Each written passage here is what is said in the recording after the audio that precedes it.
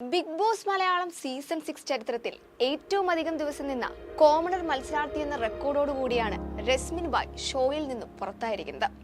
Grand finale വരെ എത്തിച്ചേരുമെന്ന് പ്രേക്ഷകർ വിധിയെഴുതിയ രസ്മിൻ എന്തുകൊണ്ടായിരിക്കും എവിക്റ്റഡ് ആയത്? ഉറച്ച നിലപാടും എന്തും വെട്ടിത്തുറന്ന് പറയുന്ന പ്രകൃതവും ടാസ്കുകളിൽ ആക്റ്റീവ്നെസ് തുടങ്ങി ബിഗ് ബോസ് ഷോയ്ക്ക് ആവശ്യമായ എല്ലാ സവിശേഷതകളും ഉൾപ്പെട്ട മത്സരാർത്ഥിക്ക് പാളിച്ച പറ്റിയത് എവിടെയാണ്? കോമണർ എന്ന ടാഗ് ലൈനോട് കൂടിയാണ് ഷോയിലെത്തിയതെങ്കിലും മറ്റു മേഖലകളിൽ നിന്ന് വന്ന മത്സരാർത്ഥികളെക്കാൾ വെല്ലുന്ന പ്രകടനമാണ് രസ്മിൻ ബായ് വീടിനുള്ളിൽ കാഴ്ചവെച്ചത്. ആക്ടേഴ്സും സോഷ്യൽ മീഡിയ ഇൻഫ്ലുവൻസേഴ്സും യൂട്യൂബർമാരും തിങ്ങി നിറഞ്ഞ ഇത്തവണത്തെ സീസണിൽ കോമണർ എന്ന ഭയത്തോടെ ഒതുങ്ങിക്കൂടാൻ രസ്മിൻ തയ്യാറായിരുന്നില്ല. പകരം വീറും വാശിയോടെ മട്ടാഞ്ചേരിക്കാരി പൊരുതി കയറി. സീസൺ 6ന്റെ തുടക്കത്തിൽ ഒട്ടും ആക്റ്റീവ് അല്ലാതിരുന്ന രസ്മിൻ പകുതിയിൽ വെച്ചാണ് ഗെയിം ട്രാക്കിലേക്ക് എത്തുന്നത്.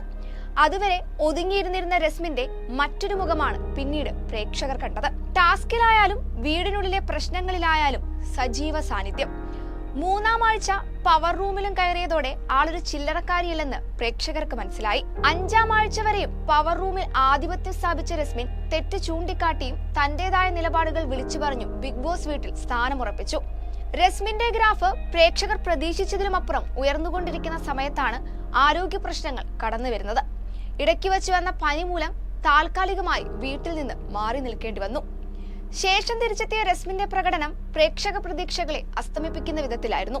ആരോഗ്യ പ്രശ്നമാണ് കാരണമെന്ന് ഭൂരിഭാഗം കരുതിയെങ്കിലും പിന്നീട് അങ്ങോട്ട് ഇമോഷണലി ഡൗൺ ആയ ഡിപ്പെൻഡബിൾ രസ്മിനെയാണ് നമ്മൾ കണ്ടത്. വീടിനുള്ളിലെ എല്ലാ പ്രശ്നങ്ങളിലും സജീവമായി ഇടപെട്ടിരുന്ന രസ്മിൻ ഒരു സർക്കിളിലേക്ക് മാത്രമായി ഒതുങ്ങിക്കൂടി. ഗെയിമിനേക്കാൾ ഇമ്പോർട്ടൻസ് ഫ്രണ്ട്ഷിപ്പിന് നൽകി. ജാസ്മിൻ, ഗബ്രി, ശ്രീതു, അർജുൻ, നോറ ഇവരാണ് തന്റെ ലോകമെന്ന് വിശ്വസിച്ച് മുൻപോട്ട് പോയി. അവരുടെ പ്രശ്നങ്ങൾ തന്റേതുകൂടിയായി കണക്കിലെടുത്ത് അവർക്കൊപ്പം കരയുകയും ചിരിക്കുകയും ചെയ്തു. ശക്തയായ മത്സരാർത്ഥിയുടെ പതനം ആരംഭിക്കുന്നത് ഇവിടെ നിന്നാണ്. ഗെയിമിൽ വീറും വാശിയോടെ പോരാടിയിരുന്ന മത്സരാർത്ഥി ഒരു ഫ്രണ്ട്ഷിപ്പിന്റെ പേരിൽ ഗെയിം എന്താണെന്ന് പോലും മറന്നുപോയി. ടാസ്ക് ഉണ്ടെങ്കിൽ കളിക്കണമല്ലോ എന്ന് കരുതി മാത്രം മത്സരിച്ചു. അവിടെയും തനിക്ക് വേണ്ടപ്പെട്ടവരുണ്ടെങ്കിൽ സ്വയം തോറ്റുകൊടുക്കാനും തയ്യാറായിരുന്നു. ഈ മനോഭാവം പ്രേക്ഷകരെ ഒന്നടങ്കം നിരാശപ്പെടുത്തി. മറ്റൊന്ന്, ജാസ്മിൻ ഗബ്രി കോംബോയ്ക്ക് വീടിനുള്ളിൽ പിന്തുണ നൽകിയിരുന്ന ഏക മത്സരാർത്ഥി എന്നതാണ്. അൺഡിഫൈൻഡ് റിലേഷൻഷിപ്പിനെ ന്യായീകരിക്കുന്നത് രസ്മിനെ നെഗറ്റീവായി ബാധിച്ചു. ജാസ്മിൻ ഗബ്രി പ്രശ്നങ്ങളിലെ ഒത്തുതീർപ്പുകാരിയായും മധ്യസ്ഥകാരിയായും നിലനിന്നിരുന്ന താരം സ്വന്തം ഗെയിം മറന്ന് പെരുമാറാൻ തുടങ്ങി. ബിഗ് ബോസ് വീട്ടിലേക്ക് എത്തിയത് ഫ്രണ്ട്ഷിപ്പിന് വേണ്ടിയാണെന്ന് തോന്നിപ്പിക്കുന്ന രീതിയിലായി പിന്നീടുള്ള പോക്ക്. ഗബ്രി പോയതോടെ ജാസ്മിനെ ആശ്വസിപ്പിക്കുന്ന, എന്തിനും കൂട്ടായി നിൽക്കുന്ന സുഹൃത്ത് പരിവേഷമായി. തൊട്ടു പിന്നാലെ അറിഞ്ഞോ അറിയാതെയോ ശ്രീതു അർജുൻ കോംബോയിലും രസ്മിൻ സ്ഥാനം പിടിച്ചു. ഇരുവർക്കുമിടയിലെ ഇണക്കത്തിലും പിണക്കത്തിലുമെല്ലാം ഇതേ പേര് കടന്നു വന്നു. ഇതിനിടയിൽ നോറയുമായുള്ള സൗഹൃദത്തിനും പ്രാധാന്യം നൽകി.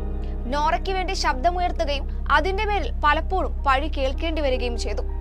ഇതിനിടയിൽ സ്വന്തം ആവശ്യങ്ങൾക്ക് ശബ്ദമുയർത്താൻ മറക്കുകയും മനഃപൂർവ്വം മൗനം പാലിക്കുകയും ചെയ്തു. ബദ്ധശത്രുക്കളായ നോറയ്ക്കും ജാസ്മിനുമിടയിൽ നട്ടം തിരിയുന്ന രസ്മിനെയും പ്രേക്ഷകർക്ക് കാണേണ്ടി വന്നു. ആരെ പിന്തുണയ്ക്കണം, ആരെ എതിർക്കണം, ഈ നിസ്സഹായ അവസ്ഥയിലായിരുന്നു പിന്നീടുള്ള പോക്ക്. ഇടയ്ക്ക് വെച്ച് ട്രാക്ക് മാറ്റിപ്പിടിക്കാൻ ശ്രമിച്ചുവെങ്കിലും അവിടെയും പരാജയപ്പെട്ടു.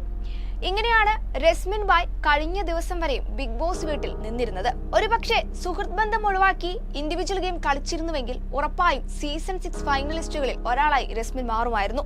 അവസാന നിമിഷം സ്വന്തം തെറ്റെന്താണെന്ന് രസ്മിൻ തിരിച്ചറിയുന്നുണ്ടെങ്കിലും വിധിയെ തടുക്കാൻ ആർക്കും കഴിയില്ലെന്ന് പറയുന്നത് പോലെ കാര്യങ്ങൾ സംഭവിച്ചു കഴിഞ്ഞിരുന്നു.